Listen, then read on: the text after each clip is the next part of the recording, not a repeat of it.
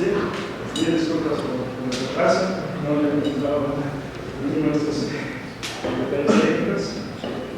Mil disculpas. Pero bueno, gracias a los organizadores, a Alberto, a Saúl por el apoyo. Bueno, yo voy a hablar sobre algo que es el universo de partículas del modo estándar. Yo me gustan las partículas, me gusta trabajar con ellas, me gusta trabajar con los objetos que se mueven, por ejemplo, que son estas partículas en medios astrofísicos, como por ejemplo estrellas de neutrones o en etapas más tempranas del universo, cómo es que se mueven esas partículas en esas etapas. Y pues básicamente me gustan mucho las partículas. Y déjenme platicarles qué es esto de las partículas, cómo surgen y básicamente hacia dónde van. Eso es básicamente lo que les hablaba Saúl. De verdad, fuerte y todo eso. Yo no soy experto en eso, simplemente voy a dar ideas. Así que, bueno, trataré de bueno, la historia de las partículas pues surge básicamente de la observación o de sintetizar las fuerzas que hay en la naturaleza. Básicamente se han observado 4 tipos de interacciones fundamentales en la naturaleza. Estas 4 interacciones fundamentales básicamente es esta interacción electromagnética, en donde básicamente se tienen 2 sujetos cargados. Estos 2 sujetos cargados se comunican uno con otro. Si no están cargados, pues básicamente no se sienten uno con otro. Pero 3 hijos. Y 4 pisos. Son muchos. Bueno, entonces las cargas eléctricas, estas partículas intercambian, se sienten mutuamente debido a esta propiedad física que es la carga eléctrica. Y es bonito esta fuerza porque permite introducir un concepto que es el concepto de campo, ¿no? Entonces, básicamente lo que estamos acostumbrados a hacer es tocar los objetos, empujarlos, moverlos, y básicamente vemos que hay contacto entre ellos, ¿no? Yo necesito tener contacto con este objeto para modificarlo, pero cuando tengo 2 objetos cargados, estos cuates no se tocan, pero sin embargo interaccionan. Entonces, ¿por qué? ¿Cómo es que hacen estos 2 objetos para interaccionar? Pues básicamente ahí lo que a los físicos se les ocurre es pensar o introducir una idea que es como un fluido que surge o que emana una partícula de ellas, una carga, por ejemplo, emana algo de ella y eso permea todo el espacio.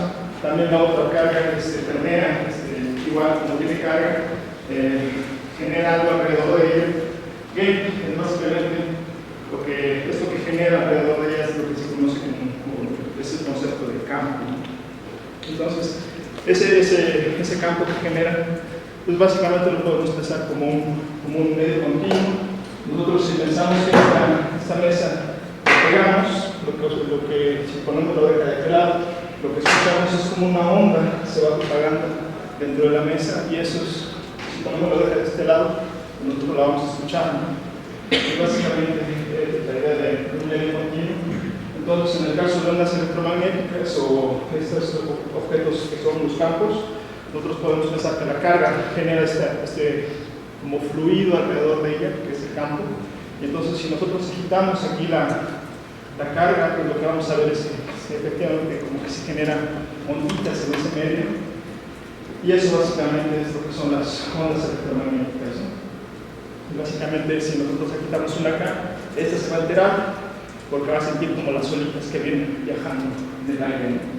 Es básicamente el principio de cómo funcionan los radios y todo eso, la televisión. En el cerro de los chihuites tienen una antena gigante y ahí básicamente lo que están haciendo es quitando cargas. Esas cargas justamente lo que hacen es irse propagando o ir comunicando esa información a otras antenitas que tienen por ahí, y en las antenitas que tienen esos radios pues aparecen básicamente están llenas de cargas eléctricas y pues se las quitan a larga distancia. Esa es básicamente la idea. La idea detrás del concepto de campo y cómo es que se entienden las ondas electromagnéticas. Existen experimentos que muestran que estas ondas electromagnéticas, en realidad, si uno las mira con mucho detalle, o con una lupa lo suficientemente poderosa como para ver los detalles finos en esta onda que se propaga, lo que uno observa es que esta onda está cuantizada, ¿no? Y ese cuarto de onda es lo que se conoce como el fotón. ¿Sale? Es una partícula que está dentro de las partículas del modelo estándar y es básicamente la mediadora de la interacción electromagnética.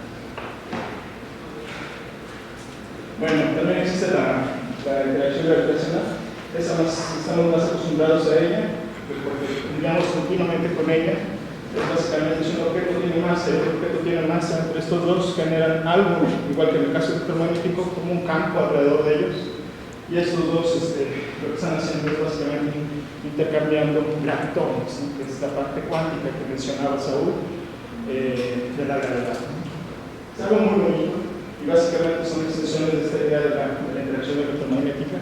Uno extiende estas ideas a otras cargas, en este caso la carga que genera el campo gravitacional es la masa, y esa masa, pues básicamente, si ustedes agitan una masa por acá, pues lo que esperan es que la otra masa se entere, o generan, como se llama el profesor Alcubierre, es un mes, ¿de cierto?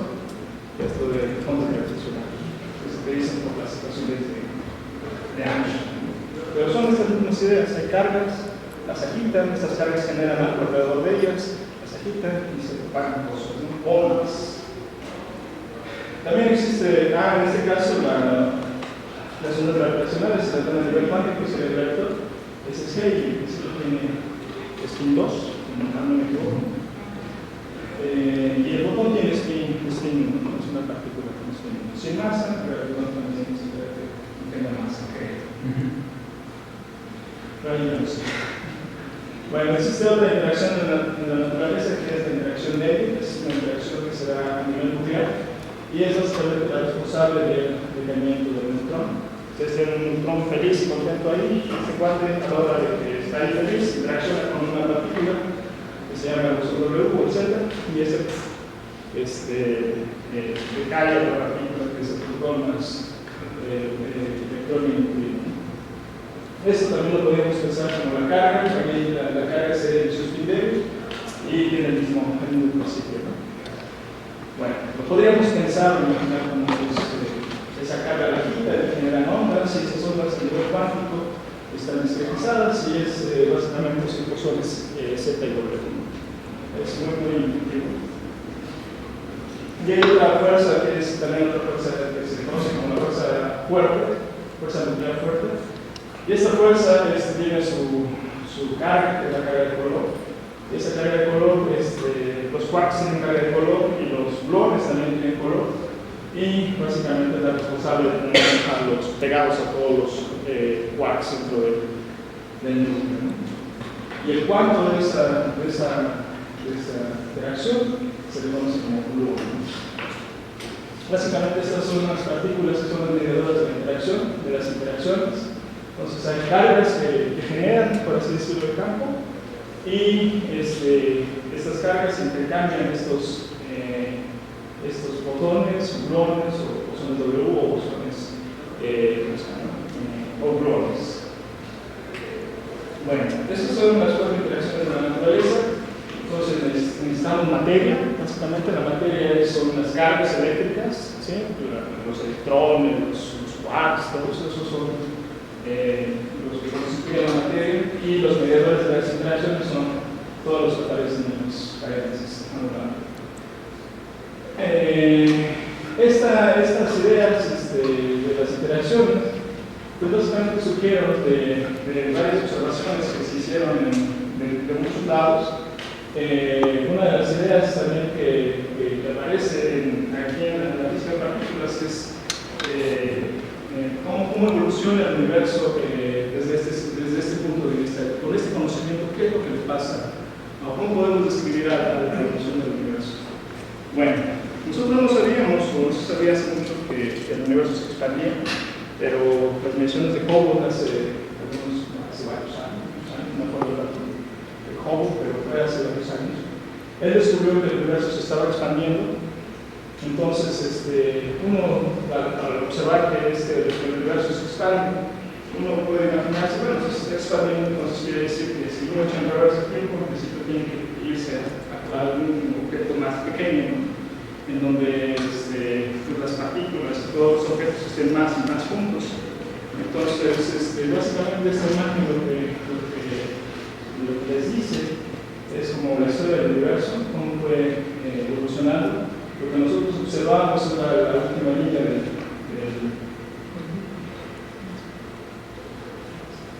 es esta parte que nosotros por aquí vimos. Observamos galaxias, observamos planetas, observamos todos estos objetos astrofísicos que se separan unos de otros. Pero si echamos atrás el tiempo, lo que observamos es que todos estos objetos pueden estar más y más juntos, provienen como de una singularidad esencial en el espacio-tiempo. Eso se le conoce como el Big Bang, es por acá. Por aquí no está dibujado, pero eso es una etapa todavía anterior a la inflación. Entonces todas estas partículas se van juntando y lo que se observa es que estas partículas, los núcleos, todas las partículas como que se separan, ¿sí? Entran en sus grados de libertad fundamentales. Bueno, es la historia del universo, la historia de las partículas. Para describir básicamente esta evolución del universo, como físicos de partículas y físicos de las energías, uno utiliza una escala de referencia o unas unidades que se conocen como unidades naturales. En nuestros cursos de mecánica vectorial, mecánica analítica, electro y todos estos cursos, nos enseñan varios sistemas de unidades. Uno de los sistemas de unidades que nos enseñan es el sistema internacional, otro es el CGS y todos esos. Y básicamente es el sistema inglés, el sistema internacional, que consisten en convenciones que uno se adopta como comunidad humana y dice, mira, esto va a ser mi patrón de medida de un metro, ¿no? Es una vara de hilo, no sé qué, no sé qué, no sé qué. Y esa la meten en París y dicen que ese va a ser el estándar de medida de un metro. Lo mismo hacen para cualquier otro tipo de escala, como la masa y no sé, el tiempo, la temperatura, la escala Celsius, la escala Fahrenheit, por ejemplo, en el sistema inglés. Entonces hay diferentes tipos de sistemas de unidades. Nosotros en física de partículas queremos medir cosas como de una manera un poco más absoluta. Y la escala que uno o el sistema de unidades que uno escoge es el que se conoce como un sistema de unidades naturales. En este sistema de unidades naturales, lo que uno observa es que uno toma de referencia básicamente el radio del protón, que es de menos 15 metros. Y ese que sería como la escala fundamental. En todo el universo hay protones, entonces cualquiera que quiera medir algo, pues una buena idea sería agarrarse un protón, medir el tamaño y en base al tamaño del protón, pues medir cualquier cosa. En este caso, se lo escribo de manera explícita, empieza a unos 15 metros al radio del protón, ese orden. Pero si nosotros suponemos que la velocidad de la luz sea igual a 1 y h barra sea igual a 1, entonces esa longitud característica del protón se puede escribir en términos de algo que se conoce como energía. Esta es la masa del protón, es del orden de 1 gigaelectronvolts. Y el radio del protón en términos de esta unidad es el inverso de eso, ¿sale? Aquí, si se fijan, la C, como está igualada a la unidad. Eso quiere decir que las escalas de tiempo y las escalas de longitud pues básicamente son lo mismo. Es lo que estamos diciendo con esta escala. Por eso es que también podría ser como una escala de tiempo, ¿sale? Entonces, eso es lo que queremos en unidades naturales. Así se ve el radio del protón. Aquí les pongo este número para que hagan básicamente la relación uno del otro. Entonces, una pregunta natural que uno se hace es, bueno, ¿qué tanto mido yo? ¿Cuál es mi estatura en esta escala? Bueno, mi estatura en esta escala pues sería 10 a la 16 gigaelectronvolts al año. ¿Sí? Porque si se fijan, si ustedes multiplican este numerito por este numerito, se dan cuenta que necesitan 10 a la 15, 10 a la 16 protones, uno unido tras otro en una línea, para que eso sea alcance mi tamaño más o menos. es una idea, simplemente para tener una idea de las escalas físicas de las que estamos hablando. Entonces es importante que se relacionen estas dos longitudes. Un gigaelectronvolts menos 1 equivale a 10 a la menos 15 metros. Es algo muy pequeñito. Eso básicamente se conoce como un Fermi. Entonces, en términos de estas unidades físicas, de estas unidades naturales, uno puede ir a explorar el universo a diferentes distancias. Entonces, a distancias, aquí no se notan muy bien los números. Este es 10 a la menos 3, este es de 10 a la 0, 10 a la 3, 10 a la 6, 10 a la 9, 10 a la 12, 15 y 18. ¿Vale? Van de 3 en 3. Y todos son en múltiplos de gigaelectronvolts. Entonces, en esa parte, a la escala eléctrica, donde sucede la interacción eléctrica, que es a la escala atómica, la energía con la que estamos midiendo esas escalas es de a menos 3 gigaelectronvolts, que es básicamente como un electronvolt, si no me equivoco.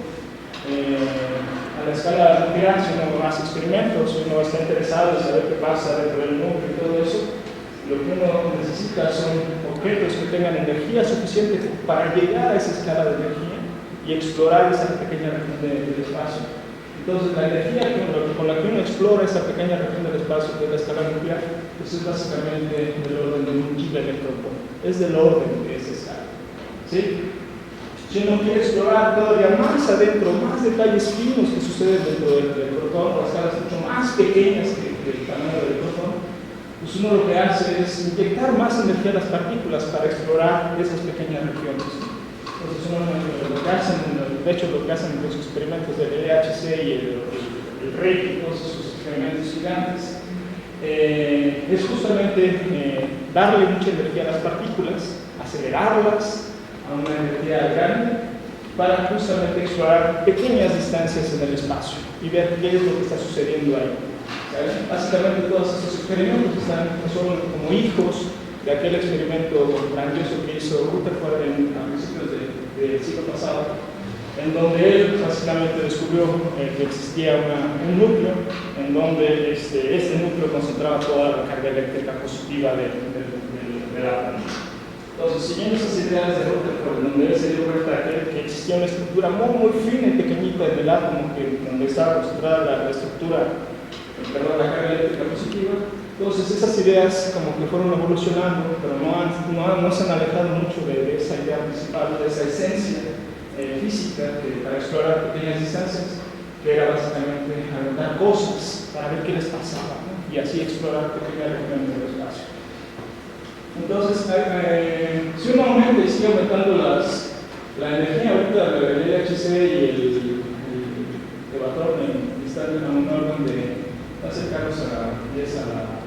Bueno, están rondando los teraelectronvolts. El LHC ahorita corre a 14 teraelectronvolts, 13 a 14 teraelectronvolts, y pues bueno, para explorar la etapa temprana del universo en aquella imagen que les discuté al principio, que es por acá la etapa de inflación y gravedad cuántica y todo eso, la cantidad de energía que se necesita es un chorro de energía, ¿no? varios órdenes de magnitud.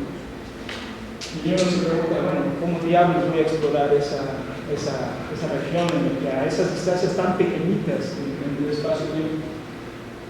Bueno, en el espacio. Entonces, ahorita no se puede, pero existe otro laboratorio que es el laboratorio cosmológico, que es básicamente esta imagen que les pintaba acá.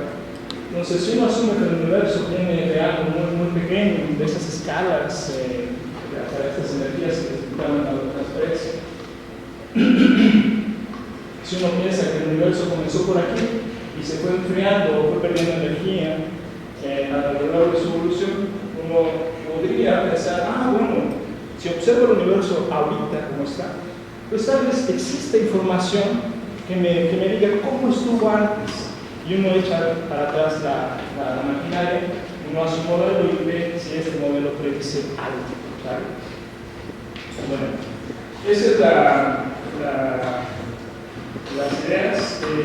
Aquí lo que tenemos en la actualidad es básicamente la radiación cósmica de fondo.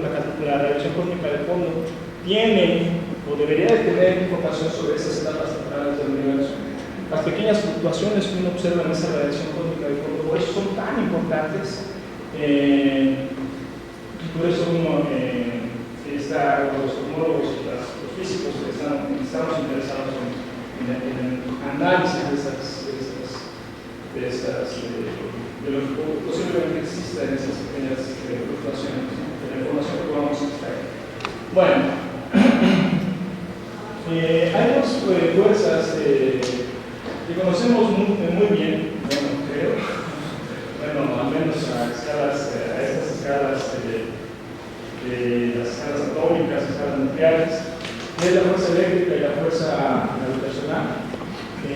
Ambas, la fuerza eléctrica pues, básicamente se da en objetos que tienen cargas. La fuerza gravitacional se da en objetos que tienen masas. Ambas obedecen la misma relación, es el producto de las cargas, de manera muy general, cargas, y la fuerza disminuye con el cuadrado de la distancia. Si uno compara estas dos fuerzas, imagínense que tienen dos electrones, estos dos electrones sabemos que tienen masa, y si uno se pregunta, bueno, ¿cuál es la fuerza neta que actúa sobre un electrón? Bueno, y si pongo dos electrones aquí, sabemos que ambos tienen cargas eléctricas y de masa, o gravitacional, y uno se pregunta, bueno, ¿cuál es la que gana? ¿Cuál de estas dos fuerzas es la que gana sobre la otra? Bueno, lo que uno observa es que la fuerza eléctrica es 10 a la 52 veces más poderosa que la fuerza gravitacional. Por supuesto, estoy pensando o imaginándome que esto es dentro del núcleo o dentro de la escala atómica. Entonces, básicamente, la fuerza nuclear es la fuerza eléctrica es la que domina toda la interacción entre estas partículas. Y básicamente lo que uno observa es que la fuerza gravitacional no juega ningún papel dentro de todo esto, dentro de la interacción de las partículas a esas escalas a esas distancias, ¿saben? Por supuesto, más cercanas estén las cargas, más fuertemente interaccionan. Entonces, dentro del núcleo, la fuerza va a ser todavía más grande, la fuerza nuclear se vuelve importante y la fuerza débil también, ¿sí? Pero la fuerza gravitacional ahí no está jugando ningún papel importante. Eso es muy importante y esa es una de las razones por las cuales el modelo estándar, que más adelante les voy a presentar, no contempla a la gravedad. Y es algo de lo que Alberto, Saúl, Mariano han estado trabajando y ellos se interesan en cosas que están todavía, o en teorías de gran unificación, que justo contemplan la gravedad. Pero obviamente esas teorías están a una escala de energía muy alta. ¿Saben? Bueno, entonces, sin embargo, a distancias grandes, lo que pasa a nivel atómico, a nivel nuclear, no toma ninguna relevancia, y ahí es donde la fuerza gravitacional domina sobre la fuerza eléctrica. Es básicamente la interacción entre los planetas, la interacción entre las galaxias, objetos negros, todo ese rollo. Ahí es donde toma importancia la fuerza gravitacional y domina sobre las otras fuerzas. Bueno, a lo mejor no olviden eso, pero sí sobre los objetos astrofísicos. Bueno, entonces, con estas ideas de la fuerza gravitacional y la fuerza eléctrica y las fuerzas nucleares del fuerte, uno observa o uno describe la evolución del universo. El universo comenzó desde algo muy pequeñito, en donde las fuerzas realmente jugaban un papel importante, eran las fuerzas nucleares, la fuerza eléctrica. Y conforme se fue expandiendo y evolucionando, se separó, de tal manera que ellas ya no juegan un papel importante, pero en esta región o en esta etapa del universo, la fuerza que está jugando un papel importante es la fuerza gravitacional. Bueno, entonces, ¿cómo hacer una conexión? Sabemos que las partículas se mueven en el espacio y en principio las partículas, uno hace experimentos y uno observa que obedecen toda una teoría que es la teoría de la mecánica cuántica. Y también sabemos que lo que uno observa en un sistema de referencia tiene que ser observado por bien cualquier sistema de referencia. Eso habla de, básicamente, si uno piensa en combinar estas dos cosas, estos dos hechos, lo que es la relatividad, es decir, que mira, la física debe ser la misma en cualquier sistema de referencia. Si yo observo que dos partículas están interaccionando aquí, es lo mismo que yo observo en este sistema de referencia. Si yo me muevo a otro sistema de referencia, debo de observar también esa misma interacción. Lo que yo observo aquí es universal y pasa en todo el universo. Eso es lo que básicamente lo dice la relatividad. En unidades naturales, básicamente la velocidad de la luz es 1, y esa es la misma en cualquier sistema de referencia. ¿Sabe? Eso es lo que nos dice la teoría de la relatividad. Es una de las soluciones básicas, al menos en la especial. No sé cómo es. Otra de las cosas que, como estamos describiendo objetos muy pequeños, ahí es donde entramos en el dominio de la mecánica cuántica, en donde observamos que las partículas en realidad son como puntitos hechos de, bueno, se da esta dualidad con la partícula y bueno, ahí básicamente no hay precisión en las mediciones. Uno necesita una energía básicamente infinita para determinar de manera muy precisa dónde está una partícula. Entonces todas estas dos ideas se deben de cumplir a lo largo de toda, bueno, para describir a las partículas en el universo. Y si uno combina estas dos cosas, uno lo que obtiene es básicamente la teoría cuántica de campos. Y esa teoría cuántica de campos es la unificación, bueno, es la descripción de un objeto que es cuántico y que, bueno, debe de cumplir con la relatividad, ¿sale? Causalidad, todo eso. Entonces, cuando uno combina estas dos teorías, uno llega a la teoría cuántica de campos, y en esa teoría, que es la unión de estas dos, uno observa que surgen de manera natural las antipartículas. Así es como Dirac y otras gentes descubrieron, no, bueno, fue Dirac el que descubrió, el que le dio la interpretación física a algunos estados de energía negativa, y él descubrió básicamente que a un electrón le corresponde a una antipartícula con todos los números cuánticos contrarios de un electrón, pues debo de encontrar un positrón. Este positrón es igualito al electrón en la masa, pero tiene todos los números cuánticos a la vez. La carga en particular, en lugar de ser negativa, es positiva. Eso es lo que significa el signo de arriba. Así como también existe un protón, existe un antiprotón. Y eso está previsto por esta teoría que combina básicamente estas dos. Y algo más bonito que surge de esta unificación de la relatividad de la mecánica cuántica es el concepto de que el vacío, uno se da cuenta que el vacío no está vacío. Está lleno de cosas, y es algo muy tocado de lo que ha estado hablando hace mucho tiempo Alberto sobre las gelatinas y todo eso. Y entonces, para explorar el vacío, lo que hacemos o lo que hace la gente es construir objetos o máquinas grandes justo para explorar cómo se ve el vacío. Entonces, excitarlo y arrancarle cosas para ver cómo se ve. Es básicamente como esta imagen de vacío, uno se puede imaginar como el mar, está lleno el mar, bueno, de agua, por supuesto, y pues bueno, está el mar ahí solito, está bien. Pero si nosotros le empezamos a aventar rayos de luz, sol, por ejemplo, o sea, luz del sol, uno empieza a calentar el agua y se empiezan a chispar moléculas de vapor de este mar que tienen ahí formando el agua. Más o menos es esa idea. Uno lo que hace es justo bombardear este vacío con energía, y uno al inyectar la energía uno está haciendo que escapen cosas de ese vacío. Y de esa manera uno explora qué cosas hay en ese vacío, de qué cosas está compuesto ese vacío. Es básicamente una foto del LHC, en donde es una colisión de iones pesados o de protones, depende de lo que uno esté buscando. Básicamente son dos protones, imagínense dos protones chocando a una energía, a una velocidad muy cercana a la velocidad de la luz, del orden de 14 de electronvolts. Es una energía gigantesca. Entonces, esos dos cuates llegan, chocan y ¡pum!, calientan todo el lugar donde están chocando. Obviamente se desbaratan cada uno de ellos, pero depositan una cantidad enorme de energía, y esa cantidad enorme de energía excita el vacío, y eso es con todas las partículas que salen de ese vacío.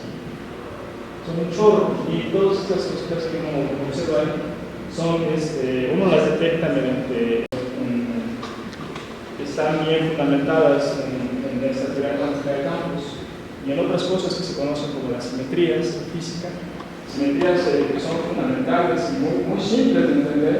Por ejemplo, este objeto, si yo le doy la vuelta y lo observan, pues básicamente no observan ningún cambio desde allá donde están, si no ver los detalles.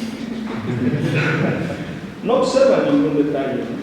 Entonces eso habla de que a la hora de este cuate, a la hora de estar dando vueltas, hay una simetría, ¿sí? Y existe una cantidad que se conserva. Esa cantidad conservada en este caso es el momento angular.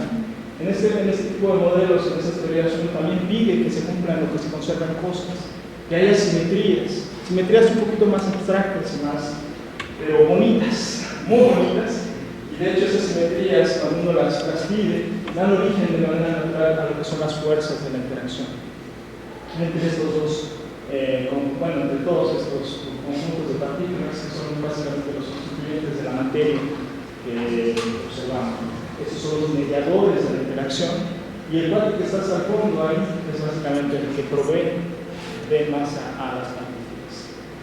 Existen quarks, esos quarks, los quarks sienten la interacción fuerte, la interacción electromagnética y la interacción débil. Los leptones solamente sienten la interacción electromagnética y la interacción débil. Y en este pequeño bloque está básicamente, uno puede hacer una descripción de todo el universo en base a estas partículas. Por supuesto no es completo, hay cosas que uno no entiende. Uno no entiende, por ejemplo, por qué este cuarto está aquí, es tan grande, es tan gordo, tiene una energía de 170, 180 gigaelectronvolts, es algo muy pesado. Y si uno lo compara con este cuarto de acá, este cuarto solamente tiene 2 gigaelectronvolts de masa. Es una diferencia muy grande y uno no sabe por qué. Al menos es una de las preguntas que no se han respondido hasta ahorita. El modelo estándar tiene parámetros libres. Uno hace experimentos, uno va al laboratorio y hace colisiones, mide cosas, y uno va ajustando esos parámetros que se conocen como parámetros libres. Son del orden de 20 parámetros libres. Es básicamente, uno tiene puntos en el espacio nacional. Ustedes son físicos, han pasado por el laboratorio de mecánica vectorial, han hecho experimentos con carritos para medir velocidades. Entonces, uno hace el experimento y después uno traza una línea, uno traza puntos y traza una línea. Mira la velocidad está. ¿No? Eso es lo que uno hace en la física. Entonces aquí, pues, básicamente, nuestro modelo es el modelo estándar, es todo esto. Uno tiene parámetros libres, uno básicamente hace experimentos, uno obtiene los puntitos y uno después dice, mira, por aquí se ajusta la masa, es muy burda mi comparación, pero bueno, es la idea de lo que significan parámetros libres. Este modelo estándar fue concluido, culminó su creación en 1970. Y en 1970, para que se cumplieran todas estas simetrías, la gente dijo, ¿sabes qué? Yo creo fuertemente en las simetrías, creo en esas simetrías que se conservan, justo por esta imagen que tenemos de la conservación de algo a la hora de dar vueltas, conservación del momento angular. Entonces la gente creía fuertemente en esas simetrías, y uno dijo, bueno, yo creo fuertemente en esas simetrías, pero si las partículas tienen masa de entrada, esa simetría se me rompe, no está presente. Entonces, ¿cómo le hago para que esté presente la simetría sin sacrificar ¿cómo le hago para que esté las simetrías y cómo le hago para lidiar con la masa de las partículas? Entonces, lo que hizo la gente fue introducir lo que se llama un campo escalar, que es el campo de Higgs. Y este campo de Higgs básicamente es el que le provee de masa a las partículas. ¿Saben? Y eso es un mecanismo muy bonito. Se propuso. Y fue hace un par de años en donde se descubrió. En el 2012. ¿Sale? En el 2012 se descubre el bosón de Higgs. Y pues es una gran noticia porque era el único campo que faltaba por completar dentro de este modelo tan bonito que se había construido. Su base es la simetría y la teoría cuántica de campos.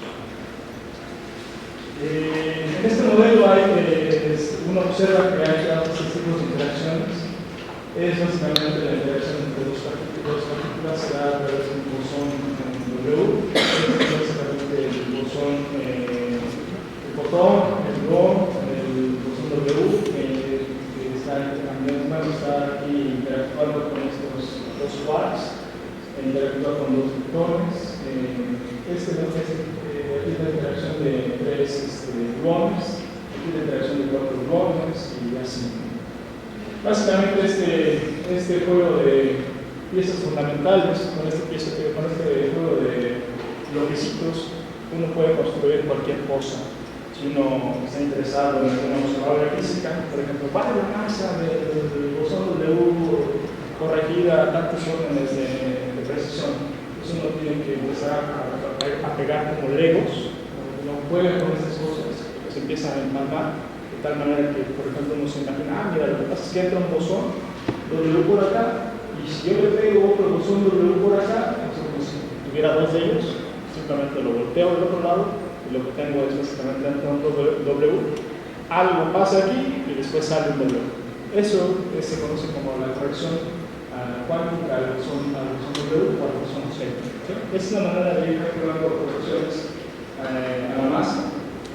Y aquí de manera pictórica les muestro cómo se ve la interacción entre las diferentes partículas que aparecen en el modo de sangre. Aquí es la interacción entre dos electrones, es el responsable de la interacción, es el fotón. En este caso, aquí es la interacción lente, que es el elemento del neutrón. Este cuadro es el que está haciendo la mediación. Bueno, lo podemos ver con una línea hacia arriba, y o sea que viaja aquí hacia arriba, entonces viene el neutrón, aquí emite un W, así decirlo, un protón, y después este W que cae a estas dos partículas. Son partículas, estos objetos que aparecen aquí en medio son partículas de quarks. Esta es la interacción entre los quarks. Esta es la interacción fundamental que aparece dentro del núcleo. ¿Sí? Esto no es una interacción fundamental, esta es la versión vieja que se tiene de la interacción nuclear fuerte. Básicamente esto se dan cuenta, este es un protón y un protón, pero sabemos que el protón no es una partícula fundamental, sino que está hecha de objetos cada vez más pequeños, son los quarks electrones. Entonces estos no es una interacción fundamental, pero estas tres que aparecen acá sí lo son. ¿Sale? Entonces, ¿en qué consiste el mecanismo de Higgs? El mecanismo de Higgs básicamente es el que les provee de masa a las partículas. ¿Cómo funciona esto? Pues, efectivamente se puede imaginar que uno tiene una habitación llena de gente ahí feliz. Entonces ustedes llegan a la fiesta, imagínense que es una fiesta, pero todo el mundo no se quiere, por no se pero ustedes son los padres que animan la fiesta, entonces todo el mundo quiere platicar con ustedes. Entonces entran a la habitación y pues todo el mundo quiere platicar con ustedes. Entonces, básicamente todo el mundo lo rodea y entonces ustedes se mueven mucho más despacio. Justo porque toda la gente que está alrededor de ustedes los está rodeando y los está vistiendo como de algo, ¿no? Entonces, esto básicamente es como una imagen muy burda también de lo que es la masa, cómo es que adquiere una partícula, la masa. En el mecanismo de Higgs, uno lo que tiene, o lo que piensa es que las partículas o el sistema, el estado base de la partícula, el estado base de la teoría, está justo aquí, ¿sí? Que es básicamente esta parte en donde todo es bonito, donde ustedes saben por dónde andan, están felices, tienen su masa, obviamente, pero no están tan gordos. Entonces, básicamente, podríamos pensar que están aquí. Pero una vez que entran a esta región, uno piensa, mira, lo que pasa es que caíste de potencial y ahora pues tienes este grado de libertad para moverte y oscilar aquí, entonces te vuelves bonito. Esta parte de aquí es básicamente esta parte de acá y esta parte de aquí corresponde como cuando estaba por acá. ¿Sale? Así. ese es el mecanismo de Higgs y este mecanismo es el que ayuda a preservar la simetría, pero eventualmente es el que les da masa a las partículas. Mediante el condensado, con esto de aquí podemos pensar que es algo que permea todo el espacio. Este se le llama el condensado de Higgs y está en todas partes. Entonces, bueno, eso está bonito, ese es el modelo estándar, básicamente con todas sus piezas, un poquito desligadas, pero es muy bonito porque tiene cosas muy fundamentales que son las simetrías y la relatividad, la mecánica cuántica, todo muy bonito. Uno le gusta preguntarse cosas, ¿por qué pasan las cosas? Y uno, por ejemplo, se pone a comparar la intensidad de la fuerza fuerte, de la fuerza débil, de la fuerza electromagnética. Y uno pues, le gusta ir, bueno, a diferentes escalas, ya vimos que cambian, ¿no? A grandes escalas, la que domina es la fuerza gravitacional, a pequeñas escalas, la que domina es la fuerza nuclear, la fuerza eléctrica, todo eso. Entonces, cuando uno aplica el inverso de la intensidad de la fuerza, conforme uno aumenta la energía, es decir, conforme uno está más cerquita y cada vez está investigando regiones más cercanas, más chiquitas, lo que uno observa es que la intensidad de la fuerza eléctrica, el inverso de la fuerza eléctrica empieza a caer. ¿Sí? El inverso. ¿Sí? Es importante que observen eso. El inverso, entre más energía entre más pegadito tenga dos electrones, el inverso de la fuerza se hace más pequeño. Si ustedes hacen la conversión al revés, observarán que la fuerza se hace más grande directamente. La intensidad de la fuerza es gigantesca en este caso. ¿Sí? Entre más energía, entre más cerca esté, la fuerza es mucho más grande. Pero aquí es lo que uno realmente es el inverso. Por eso es que se observa lo contrario. ¿Sale? ¿Qué pasa con la fuerza fuerte? Con la fuerza fuerte sucede todo lo contrario. Entre más cercanos estén los constituyentes, la fuerza fuerte es cada vez más pequeña. ¿Sí? Es algo contrario a lo que pasa en el caso electromagnético. En el caso electromagnético, entre más juntos, más fuerte, y en el caso de la fuerza fuerte, entre más cercas, menos fuertes se sienten unos con otros. Y de hecho, esta observación dio origen a lo que se conoce como el premio. Es un premio Nobel, es la libertad asintótica, este descubrimiento de aquí. Bueno, se lo dieron a una programa. ¿Ustedes se acuerdan? ¿El descubrimiento del premio Nobel? Del descubrimiento es el Nobel. Ah, ¿del Nobel? No. 2004, creo, 2004. Se lo dieron a David Gross y Ditch. Bueno, entonces la fuerza de más energía que ustedes le pongan a su sistema, pues más libre se siente, menos interacción. Y lo mismo pasa con la fuerza fuerte, perdón, con la fuerza débil que se está acá. Si se fijan, como que todas tienden a una misma región. Conforme uno aumenta la energía de las partículas, entre más cerquitas estén entre ellas, lo que uno observa es como que la constante, la intensidad de la fuerza, se asemejan mucho.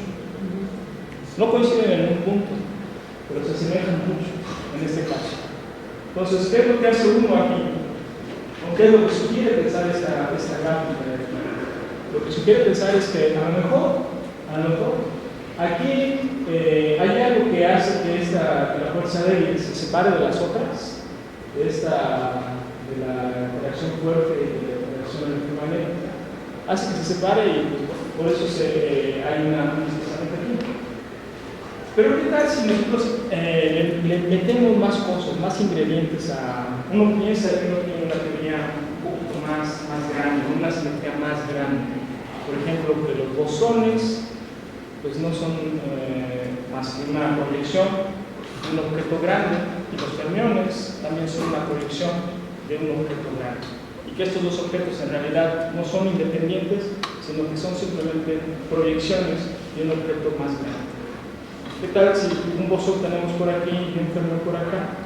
Y estos dos en realidad lo que están describiendo es un objeto más grande. Si uno hace eso, uno lo que está haciendo es pensando en algo que se conoce como la teoría esa imagen es la supersimetría. Y eso tiene implicaciones sobre la concepción del espacio, del espacio-tiempo. Uno tiene que introducir algo cuántico en el espacio.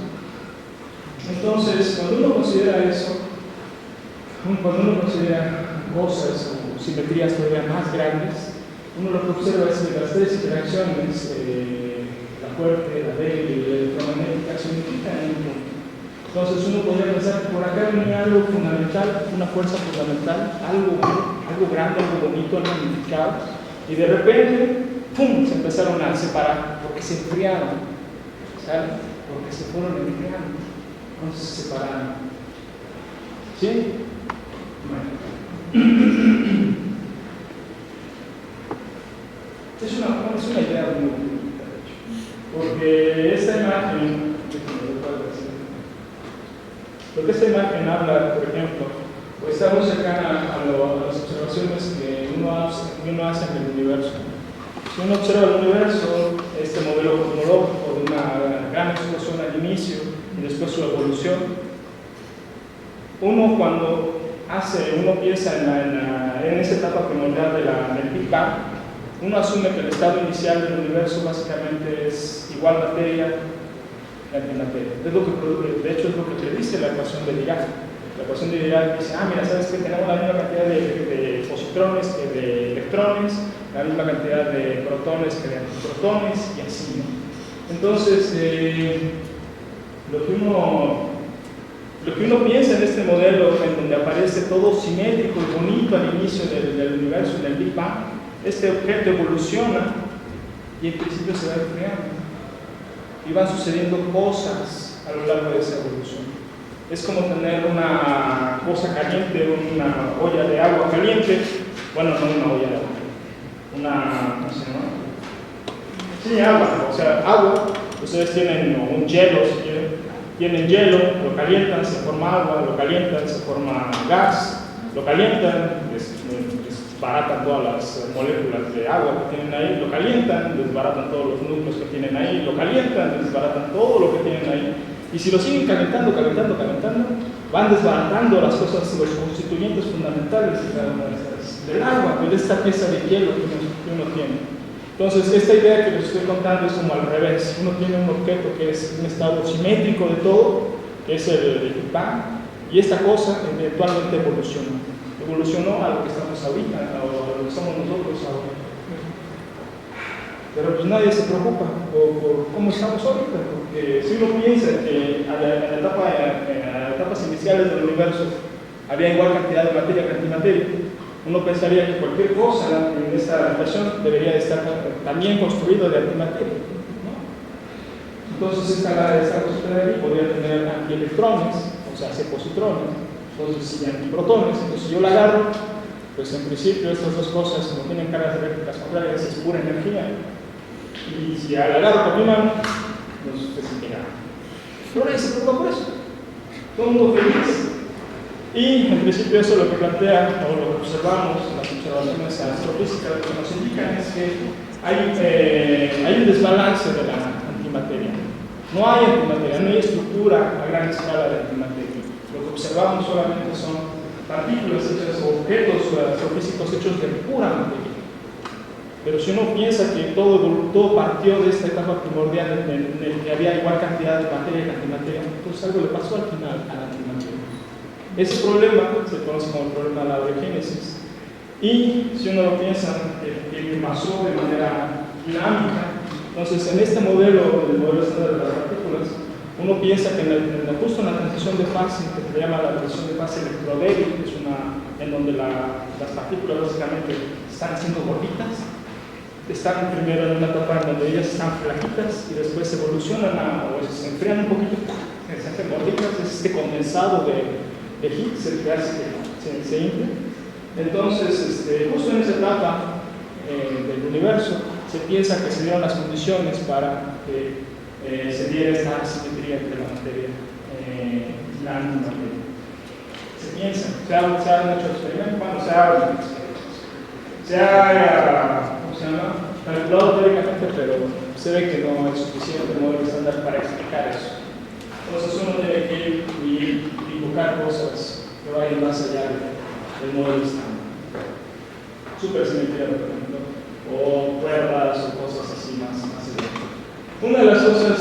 con las que la gente ha estado fascinada los últimos, bueno, de diciembre para acá, es con este descubrimiento que hicieron en el Atlas.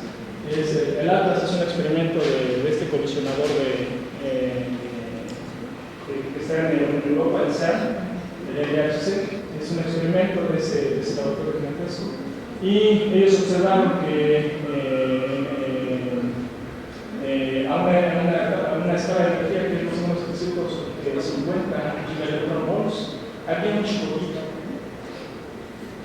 Ese chipotito nadie se lo esperaba. En el modelo estándar nadie esperaba ese chipotito. Entonces, este chipotito, con esta cosita que aparece aquí, lo que está gritando es que hay algo ahí. Están aumentando la energía al vacío, lo están excitando, lo están calentando y están arrancando una partícula que no había sido predicha en el modelo estándar. ¿Qué es eso?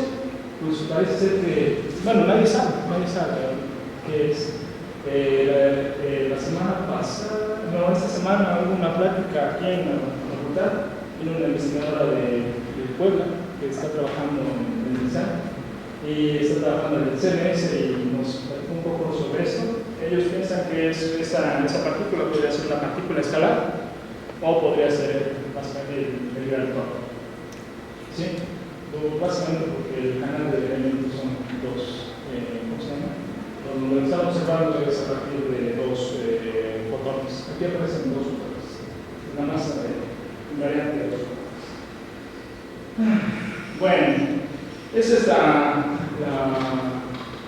lo que les quería presentar. Mil disculpas por la tarraza, la logística, perdón. Pero dentro del modelo estándar nosotros entendemos bastante bien lo que sucede alrededor de nosotros. Tocamos cosas, relacionamos con ellas, hacemos experimentos de física médica, con radiación, decaimientos de neutrones y todo eso. Los aceleramos, obtenemos radiación de sincrotrón y todo eso. Todo eso lo entendemos por acá. Los aceleramos y vemos que podemos liberar o juntar tanto los quarks en la colisión de dos núcleos. Los quarks básicamente están bien pegaditos uno con otro. Básicamente lo que se forma en esa pequeña región del espacio pues es algo que se conoce como un plasma de quarks-circones. Y pues eso ahí por la energía cuántica se habla del principio de incertidumbre de Heisenberg. El principio de incertidumbre de Heisenberg le dice